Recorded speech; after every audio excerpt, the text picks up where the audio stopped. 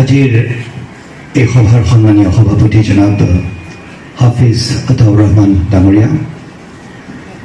সন্মানীয় অসম ৰাজ্যিক জামায়াত উলেমাৰ এডিশ্যনেল জেনেৰেল ছেক্ৰেটাৰী সন্মানীয়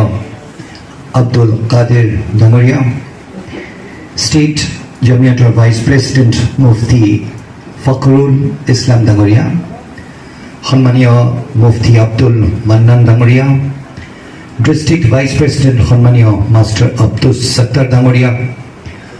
সন্মানীয় মৌলানা আতাউৰ ৰহমান ডাঙৰীয়া, ডিষ্ট্ৰিক্ট ভাইচ প্ৰেচিডেণ্ট মৌলানা ইছৰাইল ডাঙৰীয়া, district general secretary Abdul Salam ডাঙৰীয়াকে প্ৰমুখ কৰি সন্মানীয় এডভোকেট জুনাইদ খালিদ ডাঙৰীয়া আৰু জাষ্টিছ ফৰামৰ সন্মানীয় মতিউৰ ৰহমান ডাঙৰীয়াকে প্ৰমুখ কৰি আজি মোৰ সন্মুখত বিৰাজমান প্ৰতিগৰাকী সন্মানীয় অতিথিবৃন্দ, এই অঞ্চলৰ তথা অসমৰ বিভিন্ন কোণৰ পৰা অহা বিশিষ্ট নাগৰিকসকল আৰু মোৰ মৰমৰ ভাই বন্ধুসকল,